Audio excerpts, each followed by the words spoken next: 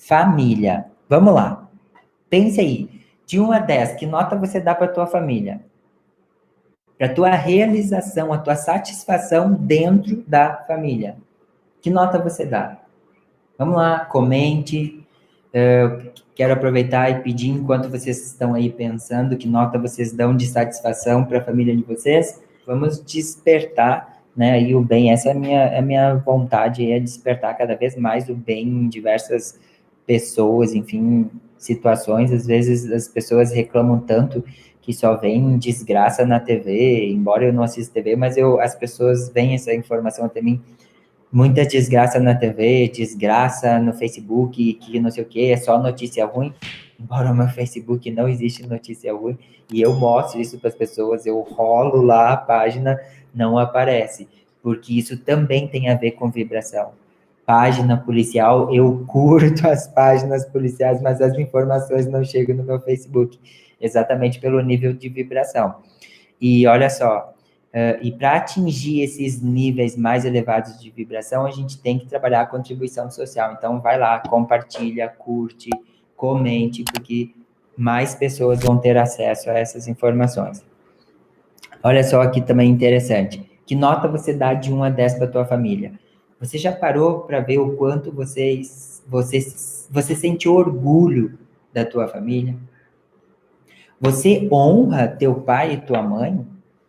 Você sabe o que é honrar pai e mãe? Ou você só ouviu falar por aí? Que tanto você se sente satisfeito com a tua família? Se você tem irmãos, né? Como você se sente com teus irmãos? Como você se sente com a tua família? Honrar pai e mãe não significa obedecer pai e mãe. Embora eu sempre digo isso e eu acho que eu gostaria, sim.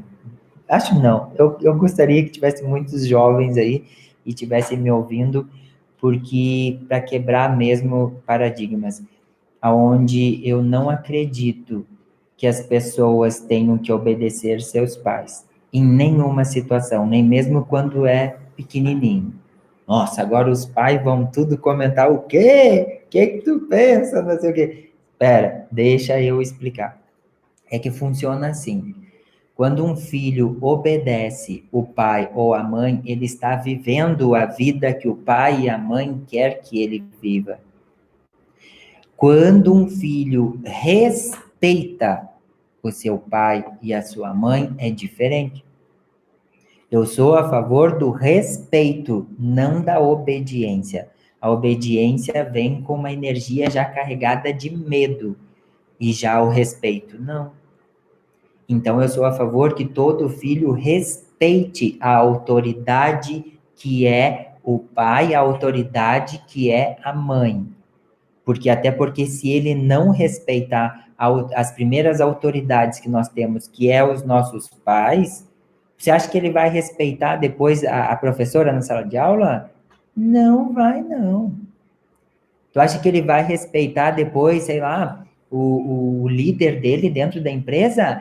Não vai, não. Sabe o que vai acontecer? Vai se tornar uma pessoa que vai viver pulando de emprego em emprego, insatisfeito demais com o trabalho, muda de emprego, muda de trabalho, e sabe o que vai acontecer? Ele vai estar sempre reclamando da mesma coisa. Por quê? Porque não aprendeu a respeitar as autoridades, que começa lá com papai e mamãe. Como passar, tá entendendo, esse respeito sem medo e sem culpa, né? Porque só o medo, né, não é só ele que acompanha, existem várias coisas. Existem muitos pais que às vezes assim, ai, porque se você não me ajudar, eu vou ficar triste. Aquela brincadeirinha, tá entendendo? Às vezes por exemplo, assim, uma brincadeira, tipo, parece inocente para aquela mãe ou para aquele pai, mas tipo assim, ai, filhinho, vem cá, me ajuda, e não sei o que, ai, o papai ou a mamãe, enfim, tá dodói, e vem e faz todo aquilo acaba criando uma culpa na criança que ela vai carregar depois para a fase adulta e vai gerar medo. Por um exemplo, a história do bicho papão, a bicho papão, velho do saco, esse tipo de de histórias, por um exemplo, são contadas e para nossa mente inconsciente está tudo lá dentro. Tá entendendo? Você pode dizer assim, ó, aí eu não acredito em bicho-papão. Sim, você não acredita, mas o bicho-papão ainda ecoa aí dentro de você. O fato de você não ter mais medo do bicho-papão não significa que ele não esteja numa pasta. Igual quando você deleta, tá? No teu computador, você vai lá e deleta um documento, um arquivo. Daí o que que acontece? Ele fica onde? Ele fica na lixeira, tá? Nessa lixeira, mesmo que você delete da lixeira, vai ficar ainda um arquivo, digamos, compactado, ainda existente, muito menor, mas ainda existente dentro do sistema do computador. E assim são os medos que os pais colocam. Eles não conseguem educar e acabam colocando medo. Por exemplo, não vai fazer tal coisa que o bicho vai te pegar. Ah, o cachorro, não vai lá brincar com o cachorro que o cachorro morde. Cara, você tá botando medo no teu filho. Não fale com estranhos. Eu sei que pode parecer, tá entendendo? Que é algo que vai ajudar, só que é muito melhor você explicar a importância de ir com os conhecidos do que dizer para não falar com estranhos. Tem diferença. Por um exemplo, quando sair da escola, vá com a titia que você já conhece. Agora, olha só, não fale com estranhos. Aí a pessoa fica adulta, sabe o que que acontece? Eu vou te dizer.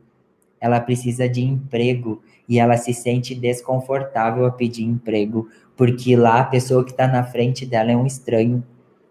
E ela fica, mas meu Deus do céu, da onde que vem essa timidez? Às vezes ela quer vender, ela trabalha como vendedora, e ela quer vender. Cara, ela quer vender, aliás, não só quer, como ela deve vender. E daí ela não consegue, porque ela é tímida ou, enfim, se sente constrangida. Por quê? Porque ela tem que falar com estranhos o tempo todo. Então, cuida, né? Perceba dentro de você o quanto você está vivenciando realmente a tua vida ou você está ecoando dentro de você um medo que você traz lá de trás. Respeito significa se o teu filho, por exemplo, não te respeitar, você pode, por exemplo, deixar ele de castigo. O que que é de castigo? Deixa ele lá pensando. Deixa ele lá pensando na vida dele. Deixa ele lá refletindo onde, por que que ele errou. Sempre explique para o teu filho por que que você tá chamando a atenção dele daquele jeito. Agora, colocar medo, você vai perder isso, você vai perder aquilo, entende? Tem que ter muito cuidado, muito cuidado. Olha, os pais que estão aqui me ouvindo, tenham muito cuidado com as coisas que vocês fazem com os filhos. Porque na mente humana, as coisas às vezes, a própria mente da criança distorce tudo. Por um exemplo, às vezes eu sempre conto essa situação, mas pode ser situações gerais. Às vezes, uma mãe precisa tomar uma atitude mais severa com o filho e deixa o filho, por exemplo, ali pensando de castigo ali no cantinho. E a mãe diz, ó, você vai ficar de castigo por causa disso, disso, disso e disso. Isso está correto. A gente precisa ensinar a criança, a gente tem que pôr freio na criança. Mas dizer o porquê que você está botando aquele freio na criança. Explicar, justificar. Não é que nem a história de droga, porque droga é ruim. Como assim é ruim? Depois teu filho vai lá, vai experimentar droga, e daí tu vai dizer o quê? Ele vai gostar, ele vai achar bom. Ele vai dizer, minha mãe tá mentindo. Meu pai tá mentindo, meu pai mentiu a vida inteira para mim que droga era ruim. E daí tu acha que teu filho vai passar a acreditar em você assim? Não. Então, olha só, pensa. Aí, na situação, tá? O pai passa pelo ambiente onde o filho estava lá de castigo, e o pai estaria errado se ele tirar o filho ou a filha do castigo. Tá? Até aí, beleza. Acredito. Se você concorda, bota sim, que é errado. Bota aí que eu quero ver nos comentários. Sim. Se você acha que é errado o pai tirar o filho do castigo, já que a mãe colocou o filho para ensinar o filho. Então, vamos lá. Sim, isso. Vai lá, coloca aí no comentário. Aí, sabe o que que acontece? O filho vê que o pai passou pelo ambiente onde ele está lá de castigo. E sabe o quê? O pai, como ele não tirou o filho de castigo, sabe o que que a criança pensa? O pai não gosta de mim. O meu pai não me ama. Por quê? Porque o pai fez o certo. Então eu te questiono, o que que é certo para você? O que que é certo para você? O que que é errado para você? E o que que é errado para você? Vai lá, entende? Não existe certo ou errado, existe o certo e errado para cada situação. E a mente humana, ela vai dar uma percepção diferente para cada pessoa em cada situação. Então, o que eu oriento, não estou dizendo que eu estou 100% certo, porque o ser humano está mudando a cada dia e eu faço vários cursos durante o ano e eu já vivenciei, sim, cursos onde uma formação diz uma coisa, a outra formação, ou seja, ouça o teu coração. Por isso que não existe, por um exemplo, manual de instrução para filho. Mas existe o bom senso. O bom senso. Tá entendendo? Se você tá percebendo que o teu filho, tua filha, não estão te respeitando de alguma maneira, não é puxar as orelhas, literalmente. Eu não tô dizendo para você puxar as orelhas. Depois tu vai dizer porque o Diego me disse que eu tenho que puxar a orelha do meu filho. Não, não é puxar no sentido, né, brincadeira, metaforicamente falando.